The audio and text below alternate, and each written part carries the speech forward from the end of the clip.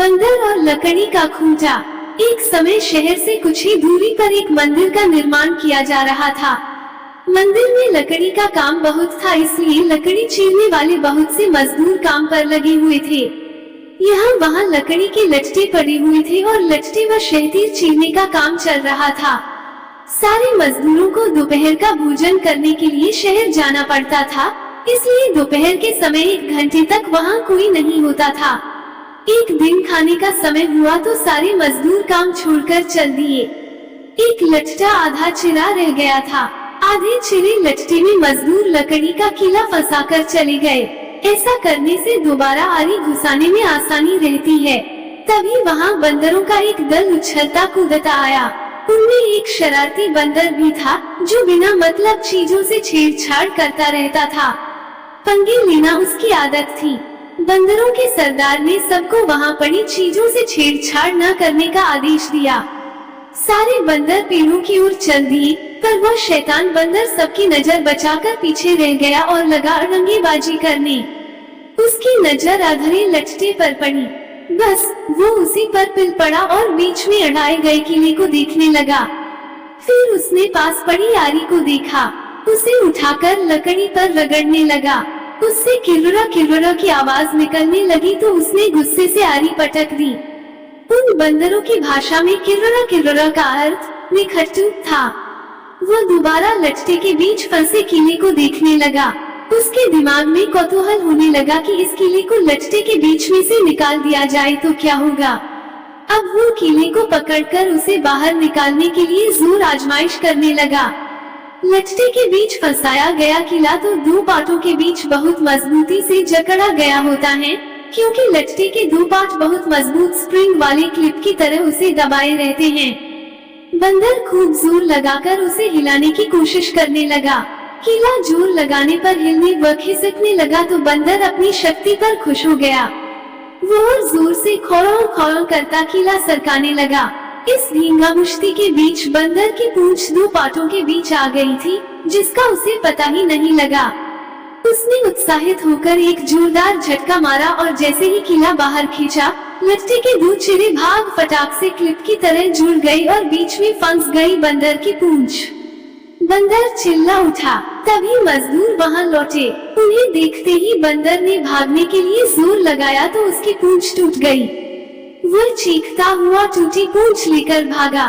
कहानी सुनाकर करटक बोला, इसीलिए कहता हूँ कि जिस काम से कोई अर्थ न सिद्ध होता हो उसे नहीं करना चाहिए। व्यर्थ का काम करने से जान भी जा सकती है। अरे अब भी पिंगलक जो शिकार करके लाता है उससे हमें भरपेट भोजन तो मिल ही जाता है, तब बेकार ही झंझट में पड़ने से क्या फायदा। दमनक बोला, तो तुम क्या केवल भोजन के लिए ही जीते हो? ये तो ठीक नहीं। अपना पेट कौन नहीं भर लेता। जीना तो उसका ही उचित है जिसके जीने से और भी अनेक लोगों का जीवन चलता हो। दूसरी बात ये कि शक्ति होते हुए भी जो उसका उपयोग नहीं करता और उसे यूं ही नष्ट होने देता है, उसे भी अंत में अपमानित होना पड़ता है। करटक ने कहा, लेकिन हम दोनों तो ऐसे भी मंत्री पद से च्युत हैं। फिर राजा के बारे में ये सब जानने की चेष्टा करने से क्या लाभ? ऐसी हालत में तो राजा से कुछ कहना भी अपनी हंसी उड़वाना ही होगा। व्यक्ति को अपनी वाणी का उपयोग भी वही करना चाहिए जहां उसके प्रयोग से किसी का कुछ लाभ हो। भाई तुम ठीक नहीं समझते। राजा से दूर रहकर तो रही सही इज्जत भी गवा देंगे हम। जो राजा के समीप रहता है उसी पर राजा की निगाह भी रहती है और राजा के पास होने से ही व्यक्ति असाधारण हो जाता है। करटक ने पूछा, तुम आखिर करना क्या चाहते हो? हमारा स्वामी पिंगलक आज भयभीत है। दमनक बोला, उसके सारे सहचर भी डरे डरे से हैं। मैं उनके भय का कारण जानना चाहता हूँ। तुम्हें कैसे पता कि वे डरे हुए हैं? लो, ये भी कोई मुश्किल है। पिंगलक के हाव भाव, चाल ढाल, उसकी बातचीत, आँखों और चेहरे से ही स्पष्ट जान पड़ता है कि वो भयभीत है। मैं उसके पास जाकर उसके भय के कारण का पता करूँगा, फिर अपनी बुद्धि का प्रयोग करके उसका भय दूर कर दूंगा। इस तरह उसे वश में करके मैं फिर से अपना मंत्री पद प्राप्त करूँगा। करटक ने फिर भी शंका जताई, तुम इस विषय में तो कुछ जानते नहीं कि राजा की सेवा किस प्रकार करनी चाहिए।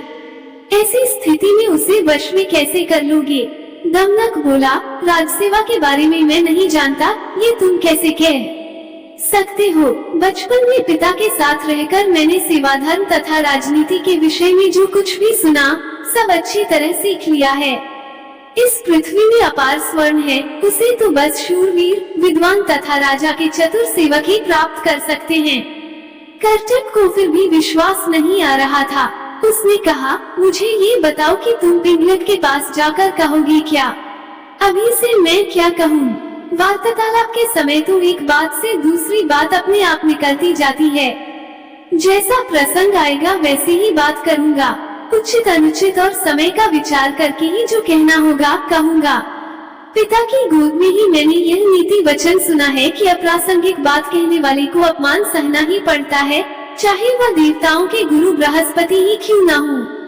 कर्टक ने कहा, तो फिर यह भी याद रखना कि शेर, बाघ आदि हिंस्र जंतुओं तथा सर्प जैसे कुटिल जंतुओं से संपन्न पर्वत जिस प्रकार दुर्गम और विषम होते हैं, उसी प्रकार राजा भी क्रूर तथा दुष्ट व्यक्तियों की संगति के कारण बड़े कठोर होते हैं, जल्दी प्रसन्न नहीं होते, और यदि कोई भूल से भी राजा की इच्छा के विरुद्ध कुछ कर दे तो सांप की तरह डसकर उसे नष्ट करते उन्हें देर नहीं लगती। दमनक बोला, आप ठीक कहते हैं। बुद्धिमान व्यक्ति को स्वामी की इच्छा के अनुकूल कार्य करके उसे प्रसन्न करना चाहिए। इसी मंत्र से उसे वश में किया जा सकता है। कर्टक ने समझ लिया कि दमनक ने मन ही मन पिंगलक से मिलने का दृढ़ निश्चय कर लिया है। वो बोला, ऐसा विचार है तो अवश्य जाओ। बस मेरी एक बात याद रखना कि राजा के पास पहुंचकर हर समय सावधान रहना। तुम्हारे साथ ही मेरा भविष्य भी जुड़ा है। तुम्हारा पथ मंगलमय हो। कर्टक की अनुमति पाकर दमनक उसे प्रणाम करके पिंगलक से मिलने के लिए चल पड़ा। सुरक्षा के लिए व्यूह के बीचों बीच बैठे पिंगलक ने दूर से ही दमनक को अपनी ओर आते देख लिया। उसने व्यूह के द्वार पर नियुक्त प्रहरी से कहा, मेरे पूर्व महामंत्री का पुत्र दमनक आ रहा है, उसे निर्भय प्रवेश करने दो और उचित आसन पर बैठाने का प्रबंध करो। दमनक ने बेरोक टोक पिंगलक के पास पहुंचकर उसे प्रणाम किया। साथ ही उसका संकेत पाकर वह निकट ही दूसरे मंडल में बैठ गया।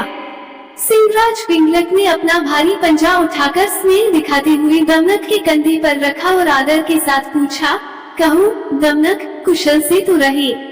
आज बहुत दिनों के बाद दिखाई पड़े, किधर से आ रहे हो? दमनक बोला, महाराज के चरणों में हमारा क्या प्रयोजन हो सकता है, किंतु समय के अनुसार राजाओं को भी उत्तम, मध्यम तथा अधम हर कोटि के व्यक्ति से काम पड़ सकता है। ऐसे भी हम लोग महाराज के सदा से ही सेवक रहते आए हैं। दुर्भाग्य से हमें हमारा पद और अधिकार नहीं मिल पाया है, तो भी हम आपकी सेवा छोड़कर कहाँ जा सकते हैं। हम लाख छोटे और असमर्थ सही, किंतु कोई ऐसा भी अवसर आ सकता है जब महाराज हमारी ही सेवा लेने का विचार करें। पिंगलक उस समय उद्विग्न था। बोला, तुम छोटे बड़े या समर्थ असमर्थ की बात छोड़ो दमनक, तुम हमारे मंत्री के पुत्र हो, अतः तुम जो भी कहना चाहते हो निर्भय होकर कहो। अभयदान पाकर भी चालाक दमनक ने राजा के भय के विषय में सबके सामने बात करना ठीक नहीं समझा। उसने अपनी बात कहने के लिए एकांत का अनुरोध किया। पिंगलक ने अपने अनुचरों की ओर देखा। राजा की इच्छा समझकर आसपास के जीव जंतु हटकर दूर जा बैठे। एकांत होने पर दमनक ने बड़ी चतुराई से पिंगलक की दुखती रगी छेड़ दी। बोला, स्वामी, आप तो यमुना तट पर पानी पीने जा रहे थे, फिर सहसा प्यासे ही लौटकर इस मंडल के बीच इस तरह चिंता से व्यग्र होकर क्यों बैठे हैं? उद्धरण। दमनक की बात सुनकर सिंह पहले तो सकुचा गया, फिर दमनक की चतुराई पर भरोसा करके उसने अपना भेद खोल देना उचित समझा। पल भर सोचकर बोला, दमनक, ये जो रह रहकर गर्जना सी होती है, इसे तुम भी सुन रहे हो ना? सुन रहा हूँ महाराज, बस इसी के कारण मैं क्षुब्ध हूँ। तट पर यही गर्जना बार बार हो रही थी। लगता है इस वन में कोई विकट जंतु आ गया है। जिसकी गर्जना ही इतनी भयंकर है, वो स्वयं कैसा होगा? इसी के कारण मैं तो ये जंगल छोड़कर कहीं और चले जाने का विचार कर रहा हूँ। दमनक ने कहा, लेकिन मात्र शब्द सुनकर भय के मारे अपना राज्य छोड़ना तो उचित नहीं है महाराज। शब्द अथवा ध्वनि का क्या है? कितनी ही बाजों की ध्वनि भी गर्जना की सी बड़ी गंभीर होती है और अपने पुरखों का स्थान छोड़ने से पहले पता तो करना ही चाहिए कि ध्वनि का कारण क्या है। ये तो घुमायूं गीदड़ की तरह डरने की बात हुई, जिसे बाद में पता चला कि धूल में तो पोल ही पोल है। पिंगलेक ने पूछा, घुमायूं गीदड़ के साथ क्या घटना हुई थी? डंगनब घुमायूं की कहानी सुनाने लगा।